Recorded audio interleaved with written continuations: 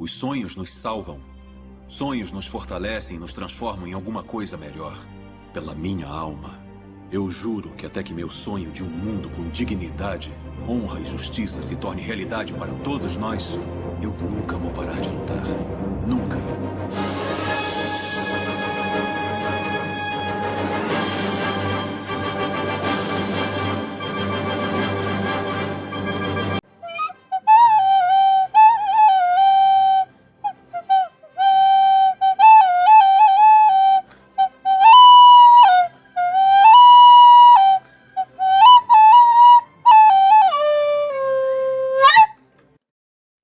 Superman, dirigido por James Gunn. Um filme que eu tava até certo ponto receoso de falar, porque, bom, Superman não é lá um herói que eu tenho muito conhecimento ou até mesmo apego. Meu primeiro e talvez único contato mais profundo com o personagem foi na série da Liga da Justiça. E aí que vem a grande ironia, porque eu assisti aquela série pelo Batman. E o segundo ponto é, levando em conta como o mundo do entretenimento está mega polarizado hoje em dia, seja pelo motivo que for, política, opinião, questão da própria adaptação do personagem, enfim, dependendo de como você se posiciona em relação a esse filme, ou vão te colocar na caixinha das viúvas do Snyder, ou de que você é um fanboyzinho do James Gunn e não conhece o personagem realmente na sua essência. Mesmo se você não tiver visto literalmente nada do Snyder, ou se você tiver realmente lido os quadrinhos e mesmo assim não gostou do Snyder. Mas, levando em conta de que eu fiquei uma semana sem postar, provavelmente, dependendo de quando esse vídeo sair, serão 2. Desculpe! E levando em conta que esse foi o primeiro filme que eu vi no cinema depois de anos após a pandemia, acho que vale a pena falar um pouco do filme. Para começar, independente de como você se sente em relação ao James Gunn ou ao Zack Snyder, é um fato. Muitas pessoas não acharam que a versão do Snyder tinha aquele aspecto esperançoso que muitas pessoas tinham do Superman. Principalmente aquelas que estão mais acostumadas com as outras mídias que adaptaram o personagem. E o outro ponto é, a principal referência que muitos têm na hora de comparar as adaptações modernas do Superman no cinema, em live action especificamente, são os filmes protagonizados pelo Christopher Reeve, que também deve ter sido outro motivo pela qual muitas pessoas não conseguiram aceitar a versão do Snyder nesse sentido. Então, quando viram os primeiros trailers e viram aquele Superman com mais cor, com pessoas clamando pelo nome dele, e também com aquelas pitadinhas de que claramente estariam tentando fazer alguma coisa para arruinar a imagem do Superman, as pessoas já ficaram mais esperançosas de que ele voltaria a ser aquele Superman mais do Christopher Reeves, ou que pelo menos tentaria trazer de volta essa essência. E também há a necessidade de citar esse fato. As pessoas estão cansadas dessa palhaçada de e se o Superman, um símbolo de virtude, justiça e tudo mais, fosse na verdade um fascista? Que a gente viu desde as adaptações do arco Injustiça, nos jogos, com Homelander em The Boys e com o Omni-Man em Invincible. Porque já ficou mais do que claro de que não se tratava apenas de uma subversão de um arquétipo de um personagem amado, mas sim da implementação de um discurso ideológico com uma forma de destruir um símbolo que para muitas pessoas é um símbolo de otimismo, um símbolo de esperança, um símbolo de heroísmo, talvez até mesmo um símbolo de fé. E no âmbito geral, aqueles que regem a cultura moderna não querem isso mais para as pessoas. Eles querem constantes símbolos de opressão, violência e de que os fins justificam os meios. Então, quando saíram os primeiros trailers dessa versão do James Gunn, que apresentaram um Superman com mais cores, com um tom mais otimista e heróico, que eram bem diferentes das suas alternativas mais cínicas, violentas e cruéis, os fãs deram um suspiro de alívio. E aí vem o ponto. Isso aconteceu no filme?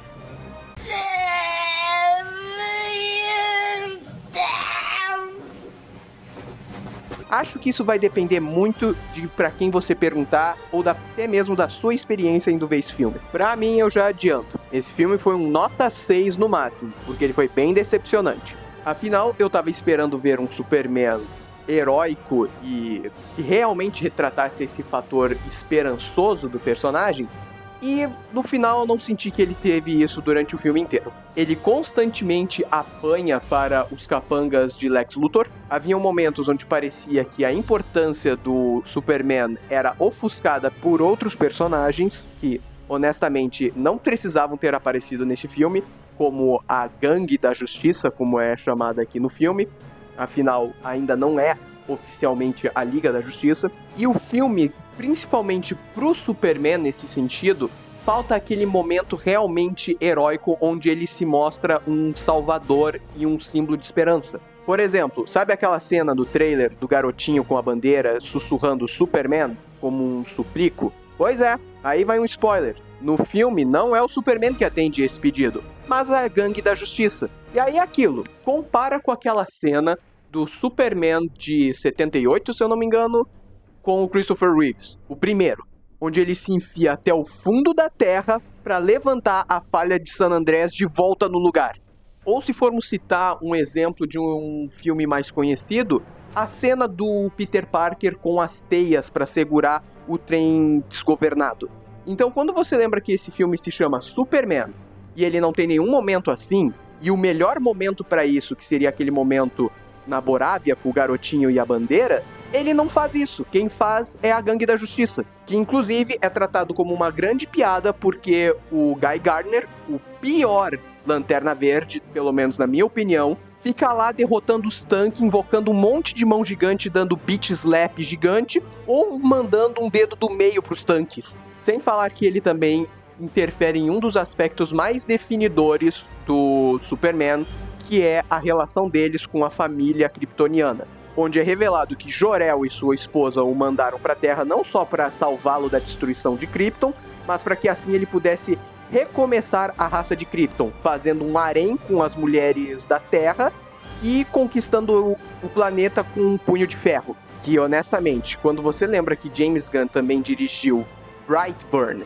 que é a mesma premissa nesse sentido, chega a ser um pouquinho revoltante. O que te leva a pensar se James Gunn, no final das contas, odeia o Superman e só fez o que fez porque estavam pagando ele pra fazer. Mas eu não vou mentir, o filme ainda assim conseguiu me entreter. Eu citei aqui a cena do Guy Gardner com os tanques da Borávia.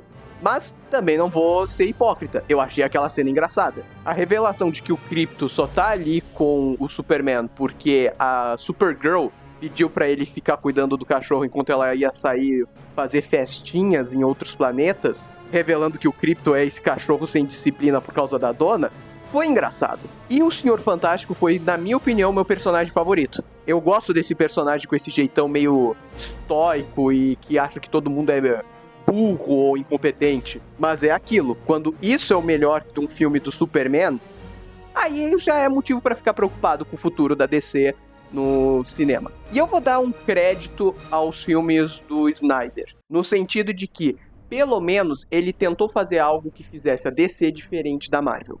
Porque, na minha opinião, baseado no que eu já consumi de Marvel e DC, seja desenhos, filmes, os poucos quadrinhos que eu tive, e até mesmo que eu já vi aqui no próprio YouTube, pra mim ficou claro a principal diferença entre Marvel e DC. Marvel escreve em heróis humanos.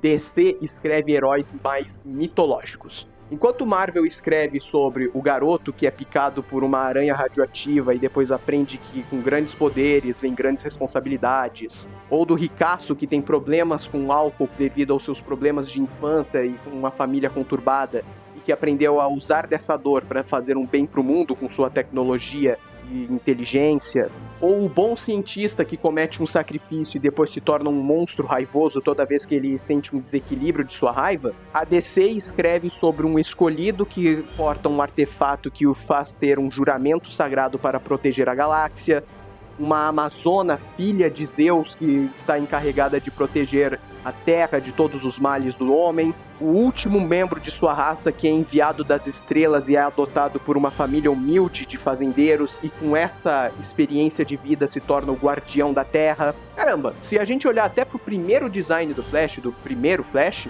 ele usava um capacete similar ao capacete de Hermes. Claro, podemos citar aqui os casos de exceção, como o Thor da Marvel e o Batman da DC. Mas elas são, no final das contas, as exceções que confirmam a regra. Afinal, o Thor, a história de origem dele é que ele foi banido de Asgard, porque se tornou muito arrogante, e só quando ele aprendeu a ser um mortal humilde é que ele se tornou digno de portar o Mjolnir de novo. E o Batman, além de ter aquela história de origem trágica que você vê em certos romances medievais e tudo mais, ele também é chamado de o Cavaleiro das Trevas, ou Cavaleiro Negro, indo de novo para esse lado mais romântico e mitológico. Bom, levando tudo isso em conta, acho que vai valer mais a pena, então, depois falar dos filmes do Christopher Reeves. Mas isso é bom deixar para um próximo vídeo. Então se inscrevam aí no canal, deixem um like e fiquem no aguardo. Esse foi o Garage Studios, e até a próxima.